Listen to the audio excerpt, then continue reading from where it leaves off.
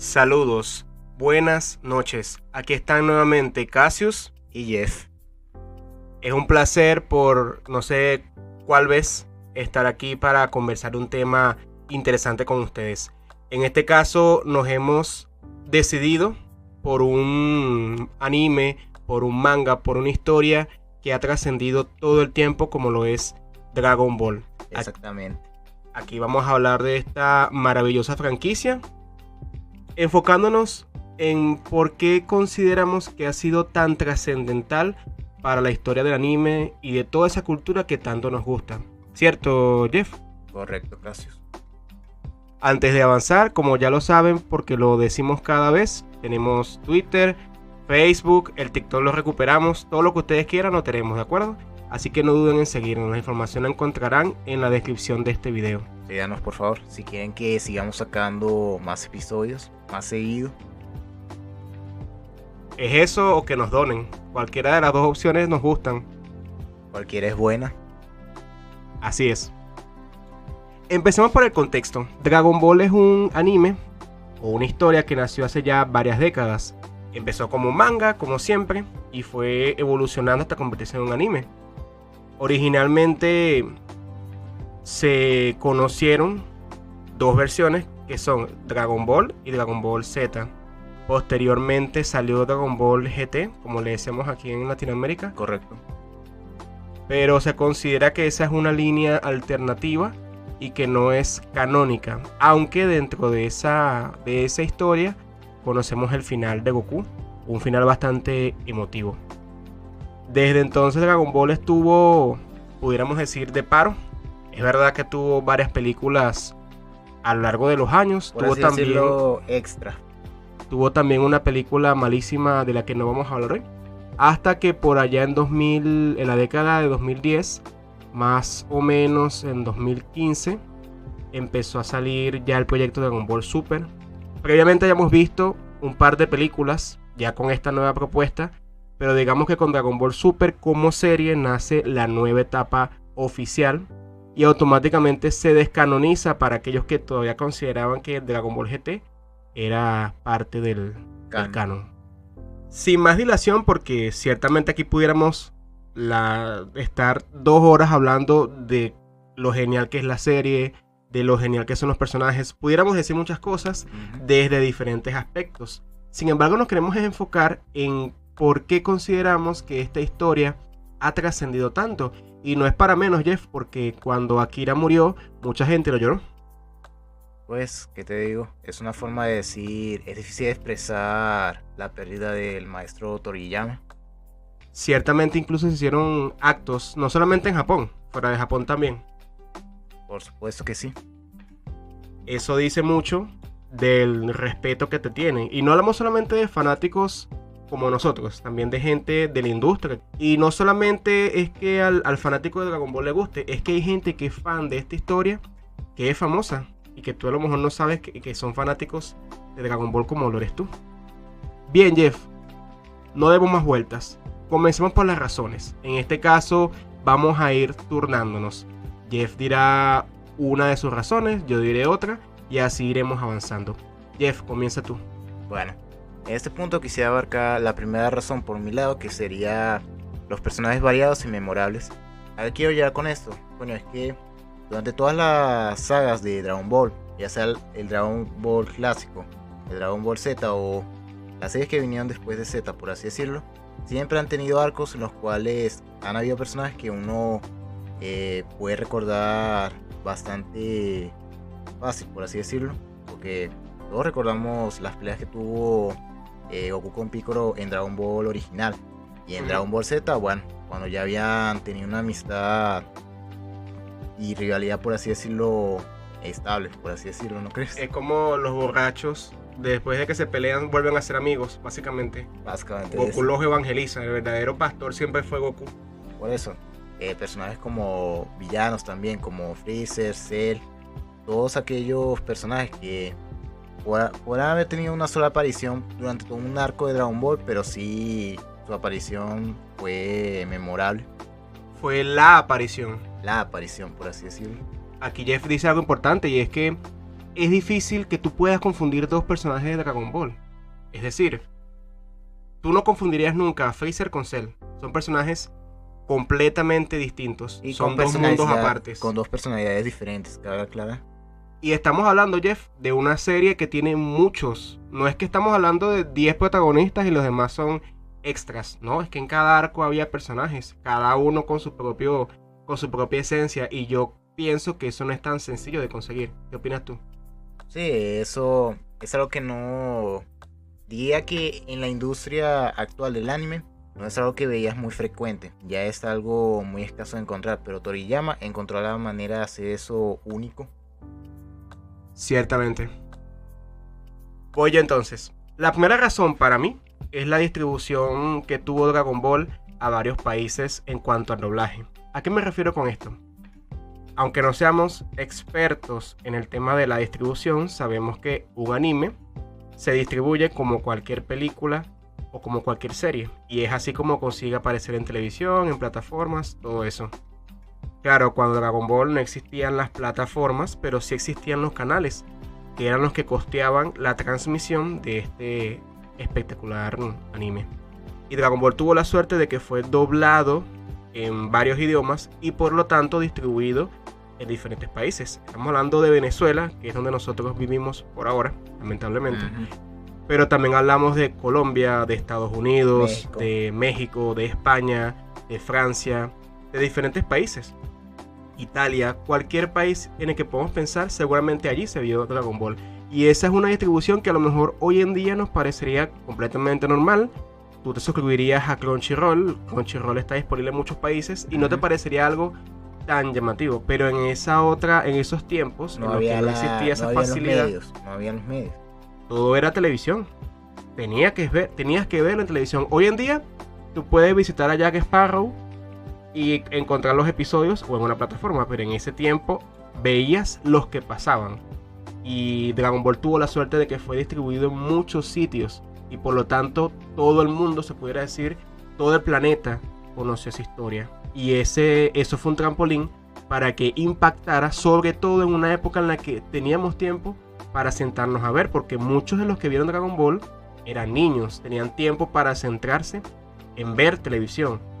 No es igual verlo cuando eres niño que verlo de adulto cuando ya no tienes tiempo para nada. Ya no digo que responsabilidades y ya estás... no vas a tener tanto tiempo. Mientras que cuando lo ves de niño o relativamente pequeño, creas un vínculo con esa historia. Y por eso para muchos la saga también es nostálgica. Turno de Jeff. Vamos con la parte interesante, por así decirlo. Que una de las razones sería las peleas épicas y al mismo tiempo las técnicas especiales. ¿A qué me refiero con esto? Es que en cada uno de los arcos que ha tenido Dragon Ball a lo largo de sus diferentes fases, por así decirlo, coño, hemos visto las peleas que tuvo Goku en Dragon Ball original. En Z ni te digo, ahí para tirar para el techo. La primera contra Raditz, cuando se enfrentó a Freezer, que fue la más icónica de todas, diría yo, porque es cuando se transforma en Super Saiyajin. O sea, dime tú, ¿qué más esencia quieres? O sea, Toriyama dijo, agárrate los pantalones porque voy a hacer que te caes de la esencia. Aprieta ese culo, que voy con todo. Apriétalo porque voy con todo. Seguramente más de uno faltó al parto de su mujer para poder ver ese episodio. ¿Y cómo culparlo? ¿Cómo culparlo? Y sobre todo, las técnicas especiales, porque hay algo que todo el mundo ha hecho a lo largo de la niñez. Tanto Kazu y yo lo hemos hecho, que es el Kamehameha de Goku. ¿Quién no conoce esa técnica que todo el mundo realiza y hace con tanta pasión? ¿Quién no intentó un Kamehameha con las manos? Ni siquiera que digas el nombre de la técnica, pero ¿quién no lo intentó? ¿Quién no vio a Goku haciéndolo y lo intentó también? Ciertamente las peleas son muy épicas, Jeff. También me gustaría mencionar que en Dragon Ball, el original, tendríamos como un excelente ejemplo la primera pelea de Goku contra Piccolo, que en realidad sería Goku contra Piccolo de Maku. Ellos pelearon en esa historia 2 veces, si no recuerdo mal, y en la segunda fue cuando Goku por fin ganó, y esa es una excelente pelea. Luego al final de la serie pelea contra Piccolo, el que conocemos después en Z, que sería el Piccolo Junior, por así decirlo. En Dragon Ball GT me gustaría mencionar, entre otras peleas, la pelea contra Baby. Babi. Algunos le dicen Babi. pero también le decían Baby, que es el que se posesiona de todos. También es una pelea épica porque, así como decía Jeff, en el caso de Freezer, que para mí también sería la más icónica, en la de Baby aparece por fin el Super Saiyajin 4, que para bien o para mal es una transformación súper icónica, que incluso los que detestan Dragon Ball GT adoran. No es cualquier cosa. Así es. Continuamos conmigo. Premisa sencilla. ¿A qué me refiero con esto, Jeff? A que Dragon Ball tiene una historia o una sinopsis bastante sencilla a lo largo de todas sus partes.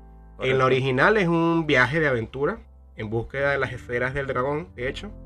En el Z volvemos más o menos con ese tema, pero ya se orienta mucho más hacia la parte de conflicto. Y en Dragon Ball GT intentaron rescatar esa tradición, esa tradición tan clásica de Dragon Ball. No mencionábamos el Super, pero también el Super tiene su propia forma de contribuir a esta franquicia. Pero digamos que en un principio es Goku. En principio es Goku. Y es Goku o luchando para buscar las esferas o Goku luchando. Ese es súper sencillo. No hay que darle 1000 vueltas al asunto. Es Goku básicamente y los demás personajes peleando. Eso hace que hasta el más distraído entienda qué es lo que está pasando en la pantalla. Entiende cuál es el chiste de la trama. No necesitas tener 2 doctorados para que se entienda lo que estás viendo.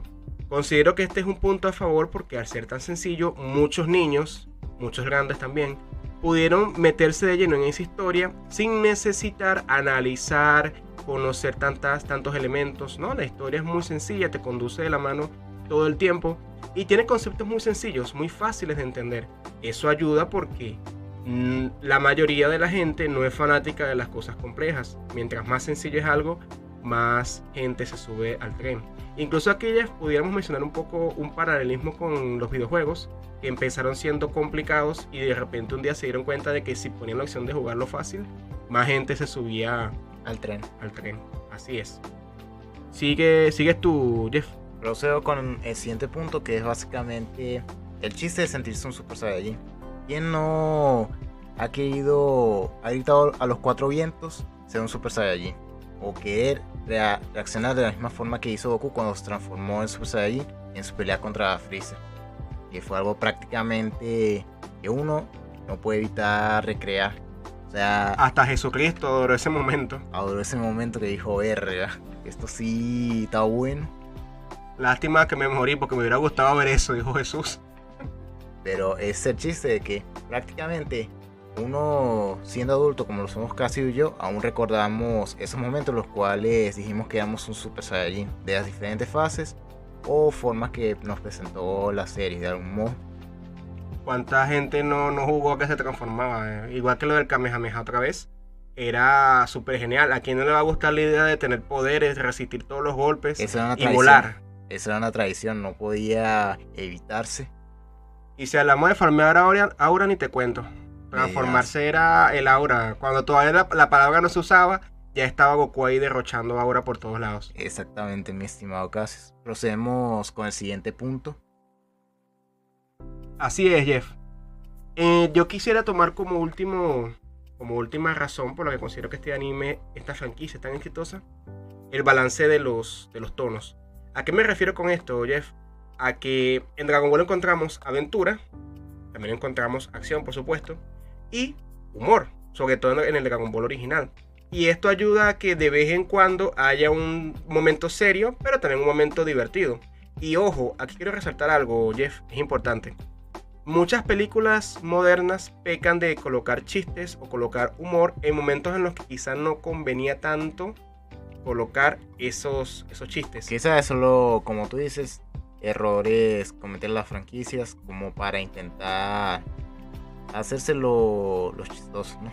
Pero y eso le resta atención. Nadie dice que no puedes meter humor, pero creo que hay momentos en los que tú mismo te entorpeces porque deja que respire la parte de acción y espera que llegue el momento indicado para colocar el chiste. Dragon Ball lo hace. Goku en muchas peleas se estaba riendo y de hecho en medio de las peleas pasaban cosas cómicas. ¿Quién ha olvidado, por ejemplo, el torneo de Cell con Mr. Satan peleando? Que le iba a dar una diarrea y por eso no voy a continuar con el combate. Y Cell es serio. y los personajes de Goku y los demás están serios. Pero Mr. Satan le da ese toque cómico, incluso en las peleas, Jeff, después de que ya empezó la pelea con Goku y con Gohan, Satan y los demás siguen haciendo comentarios o siguen teniendo sus momentos divertidos. Y eso no le resta importancia a la historia principal que estás viendo, que es la pelea contra Cell como tal. Así que considero que es un balance perfecto. No sé qué digas tú al respecto. Yo creo que es el balance más adecuado, porque dentro de lo que cabe, sabes cómo el maestro Toriyama sabía cómo combinar todos estos elementos sin que perdiera importancia cada uno. Supo cómo mezclarlos y que saliera bien el proceso. Ahora bien, procedemos con el último punto, que es básicamente la última razón que yo doy de por qué este anime es tan icónico y tan importante. Se trata sobre que su premisa o su trama abarca a todo tipo de público sin importar la edad. Es básicamente, Dragon Ball no tiene fronteras.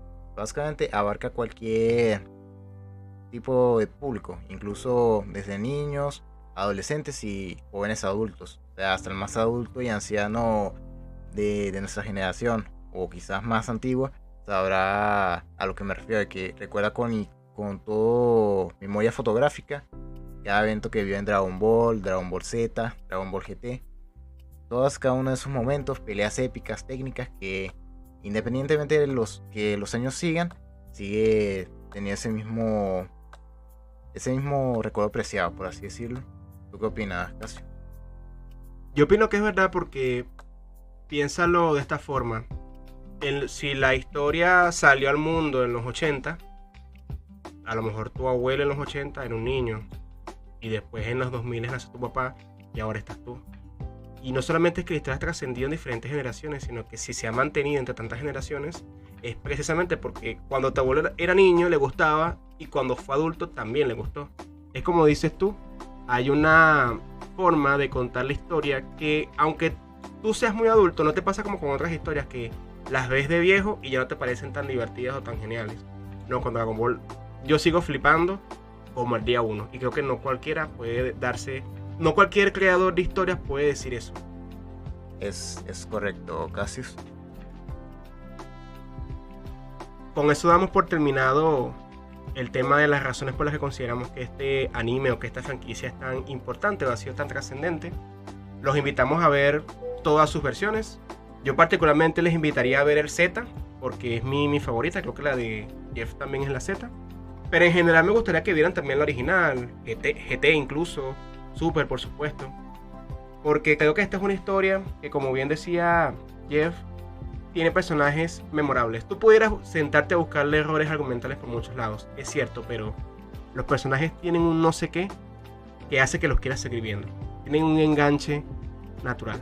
Y si te quedas todavía con las ganas de disfrutar más de la franquicia, también están los videojuegos, que es un tema aún más entretenido, porque ya eres directamente Goku. No hablemos de los videojuegos porque nos tiramos 4 horas más. Literal. Pero te diré nada más 2 palabras. Budokai Tenkaichi. Búscalas. Búscalas. No necesitas más información, búscalas. Solo búscalas y sabrás a lo que me refiero. Cuando Jesús dijo que el paraíso estaba en otro lado, él se refería precisamente al Budokai Tenkaichi.